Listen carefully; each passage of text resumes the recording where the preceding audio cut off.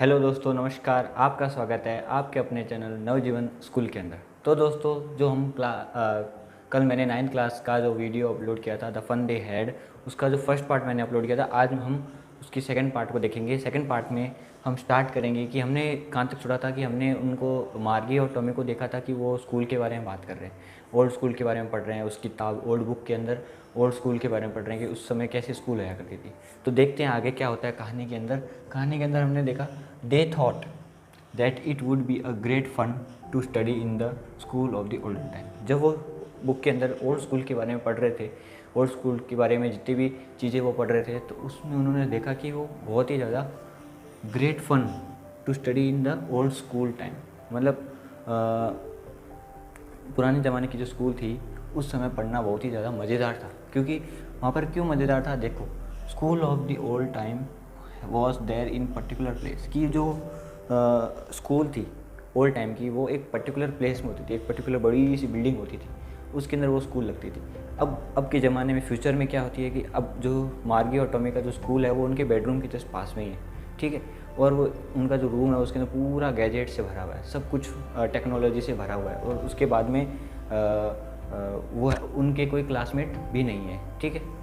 उसके बाद में देखो, students of the particular age groups use to learn the same things and were taught by a human. अब देखो, सबसे बड़ी बात तो ये कि मार्गी और टॉमी ये पढ़ते थे अकेले, एक ही रूम में अकेले पढ़ते थे। और इनका जो टीचर होता था वो मैकेनिकल टीचर होता था, मतलब कंप्यूटर होता था। उस स्क्रीन के ऊपर लेसन चलते रहते और ये वो टीचर बोलता रहता, और ये मार्गी और टॉमी वो उसके हिसाब से वो अपना होमवर्क करते अपने। मतलब उस मैकेनिकल टीचर के अंदर एक स्लॉट होता है जिसके अंदर वो होमवर्क पास करते, टेस्ट पास करते, वो रिपोर्ट हाथों हाथ उनका आ जाता। और मैकेनिकल टीचर ख़राब भी हो जाता तो उनको सही करवाने बाहर भेजा जाता। उनके लिए अलग से एक काउंटी इंस्पेक्टर आता, वो उसको सही करता, ठीक है। तो ये था कि इन पुराने स्कूल में उन्होंने देखा कि वहाँ पर सब एक साथ आते हैं, एक ही सेम एज के, और बहुत सारे बच्चे आते हैं और एक ही यूनिफॉर्म में आते हैं और एक साथ पढ़ते हैं और एक ही चीज़ पढ़ते हैं, ठीक है। और उनको पढ़ाने वाला कौन है, वो खुद इंसान है। तो ये चीज़ वो देख के बहुत ज़्यादा शौक हो गया कि एक इंसान कैसे पढ़ा सकता है। क्योंकि उनके ज़माने में तो कंप्यूटराइजेशन हो गया सब कुछ, और कंप्यूटर ने बहुत ज़्यादा ओवरटेक कर लिया सिस्टम को। तो ये था कि ह्यूमन के बारे में वो सोचना उनके लिए बहुत ज़्यादा शॉकिंग था कि ह्यूमन कैसे पढ़ा सकता है। फिर बाद में क्या होता है, mechanical teacher use to teach them. अब उनके टाइम में फ्यूचर में mechanical teacher use to teach them, ठीक है।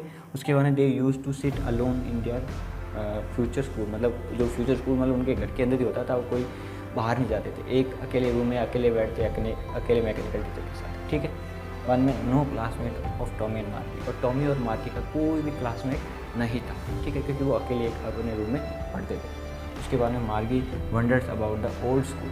मार्गी फिर जब अपनी क्लास का टाइम हो जाता है वो क्लास में चली जाती है, अपने रूम में चली जाती है, स्टडी रूम में या फिर स्कूल में।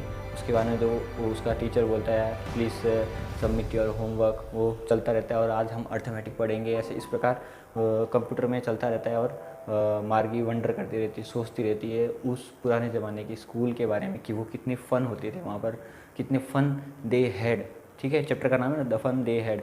फ़न दे हैड, कितने फ़न उन्होंने उस समय लिए होंगे, ठीक है, उस ज़माने के स्कूल के अंदर, ठीक है। तो ये था कि कैसे आइजैक ने बताया है कि एक पुराने ज़माने के स्कूल और फ्यूचर में स्कूल कैसे होने वाली है, एक डिफरेंस बताया। तो दोस्तों देखते हैं अब एंड में आइजैक क्या कहते हैं, हमें क्या मैसेज देना चाहते हैं इस particular chapter the fun they had से।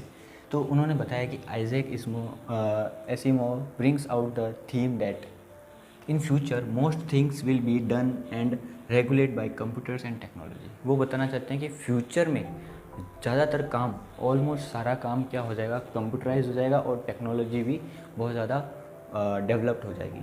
तो उन्होंने ये चीज़ बताया कि फ्यूचर में ये सब चीज़ें होने वाली है, ठीक है। और उन्होंने ये भी बताया कि the writer also brings out the theme that school is not as bad as people always think. बच्चे जैसे सोचते हैं ना, हमेशा पीपल्स में बच्चे हमेशा जैसे सोचते हैं कि जो स्कूल है वो बैड है, मतलब में सबसे ख़राब है, स्कूल जाना नहीं है, स्कूल का होमवर्क नहीं करना, पढ़ना नहीं है, तो ये बच्चे जो सोचते हैं।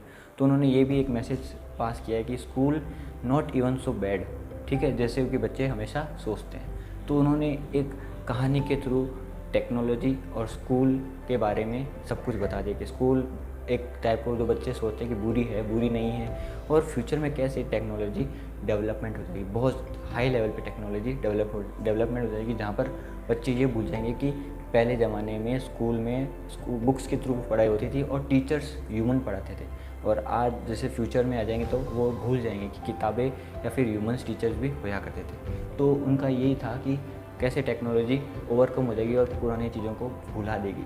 तो ये था the fun they had, Isaac Asimov के द्वारा लिखी ये कहानी। तो अगर आपको ये वीडियो अच्छा लगे तो हमारे चैनल को लाइक, कमेंट और सब्सक्राइब ज़रूर करना, और ग्रुप डिस्क्रिप्शन में व्हाट्सएप ग्रुप का लिंक दिया हुआ है, उससे भी आप ज्वाइन हो जाओ, और कभी भी आपको कोई नोटिफिकेशन हो तो उस ग्रुप के थ्रू आपको नोटिफाई किया जाएगा। तब तक के लिए जय हिंद, जय भारत।